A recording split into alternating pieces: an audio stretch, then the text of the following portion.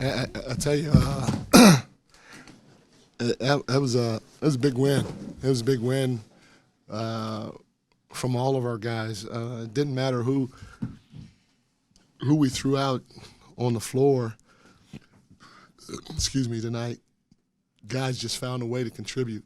I told Mezzi, we had him out there, we pulled him out, and then we put him back in. In those overtime periods, and he had 2 or 3, I don't know how many. He had some big time steals that were momentum changers for us. And when you have your team locked in like that, you can win games on the road in a tough environment like we did tonight.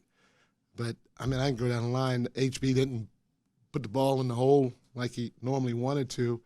But I thought in the overtime periods, he did a heck of a job trying to fight Kawhi. Obviously, Kawhi is a great player. He's an all-time great player. And he had a whale of a game. With those types of guys, you just want them to work as hard as they can to get their points. And I thought HB's physicality as the game went along, especially in that late in the fourth and in the overtimes, was really good. Foxy, he was unbelievable.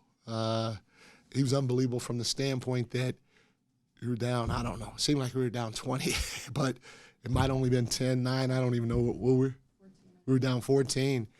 And he had 2, maybe 3, maybe 4 just huge steals where he got up into the ball and pressured the ball and got deflection after deflection after deflection that turned into points. And then obviously his ability to score for us was huge. The 42 points is unbelievable.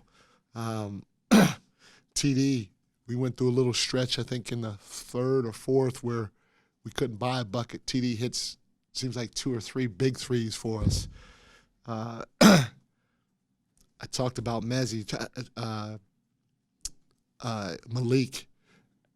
Malik was unbelievable. The shot that he hit to send the game in overtime, first of all, I got to give kudos to Jay Triano. It was a heck of a play. Jay's our offensive coordinator, and in situations like that, while I'm coaching, just like Jordy's our defensive coordinator, those guys have carte blanche to do what they need to do to tell the team whatever specific situation we're in, go ahead and execute it. And I told Jay, get ready for a 3, and he drew up a hell of a play. And the guys executed it, and Malik hit a big-time shot. But Malik's ability to get into the paint and finish at the rim through contact, to get out in transition, his poise shooting the basketball, his defense, it was all huge. He and Foxy, between the two of them, 87 points. I've been in this league 30 months. I don't know if I've seen that. Maybe I have, but that is remarkable. And I can go on and on. 7 second chance points was huge, even though they shot the ball really well too. But limiting them to that, not allowing them to get into the paint as much as we did was huge. 41 fast break points. That was huge. We told our guys that we didn't want to have to attack their set defense all night. So make or miss, let's go, and take the first available shot. So just a great team win for us, especially versus a very, very good team in situations where if we would have stopped playing or quote-unquote sort of quit, we could have just as easily said, hey, great effort on a back-to-back on the Clippers' home floor. Let's just go try to get the next one. But our guys just kept fighting. I'm really, really proud of them tonight because this is the type of stuff that I'm looking to see if we have. Now let's see if we can sustain it. What was your comments? You went to half court after the game ended with Fox and Malik. What was your message to them? Basically, I just told them they did their jobs. Just a hell of a win. Way to keep fighting because, like I said, we could have cashed it in on numerous occasions. But the way they fought and their belief in what we were trying to do, it was big time. And I felt it from those guys.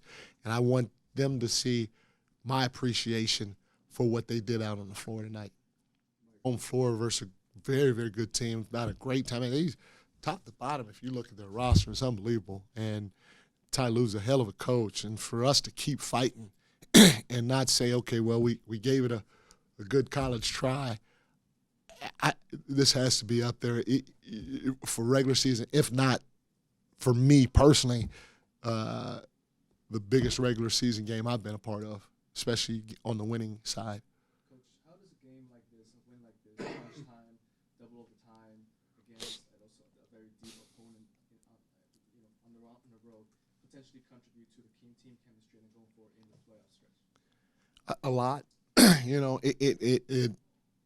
It should definitely help in our belief that we're a good team ourselves. We respect them because they're a hell of a team. They're playoff tested.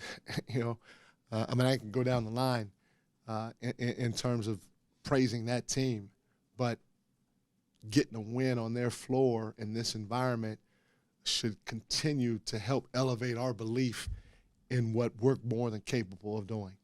Like your points in the paint, fast break points, just how big, also with the rest of your lineup, considering it was a night where Sabonis was in foul trouble all night, you were able to get over that hump.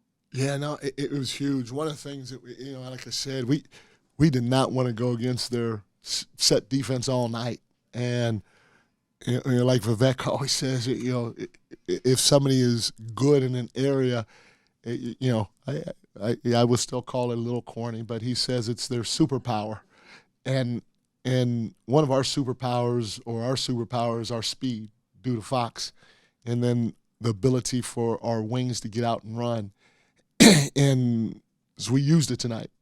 We needed every single one of those 41 points in the fast break category to get this win, and we have to continue doing that while spacing the floor so that our guys that have the ability to get into the paint can finish at the rim or spray for threes.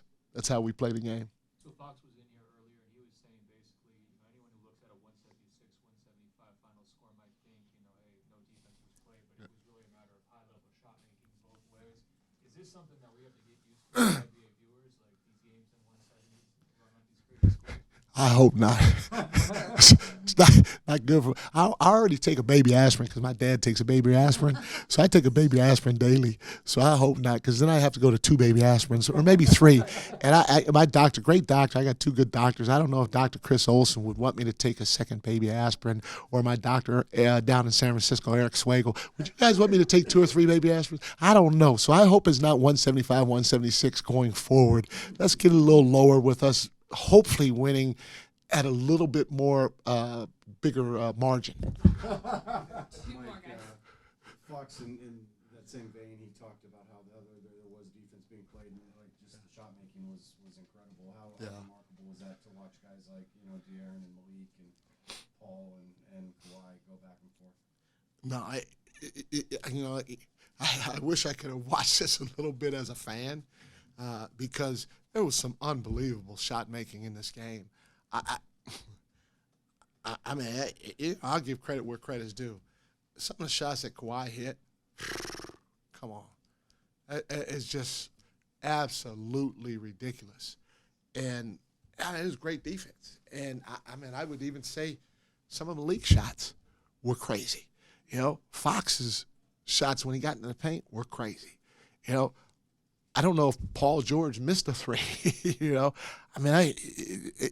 was from a fan standpoint, I could see how this game can be a lot of fun to watch with the high level talent and ability that was on the floor, but also on display tonight. So kudos to the players. That's why, in my opinion, our game is the greatest game on earth. Keegan, I asked you about Keegan really fast. Yeah. Offensively, didn't have the explosive type game that we've seen him have, but defensively, he made some really huge plays down the stretch. He had a block that was huge. He had that tip away steal for the dunk. He had the where he took it the full length of the floor in regulation and had the dunk. Can you talk about how he's answered the I will tell you how he's done that, and this is extremely evident. We went. There was a situation, I think, where we were shooting free throws, and I don't know if you saw, but Jordan and I went to Davion, and we were talking to Davion about subbing in one of the overtimes for Keegan. And Davion said, no, Keegan's rebounding and he's defending. Leave him out there. So when you get that type of respect from your players and you're a rookie, that speaks volumes of to what you're doing out there on the floor. And so we left him. And you're right. I agree. He some of the subtle things that he did defensively, and we put him on different guys throughout the course of the game, were big for us down the stretch. But not only you noticed it, and hopefully the fans noticed it, but his teammates did too. Thanks, guys. Thank you, guys. Thanks.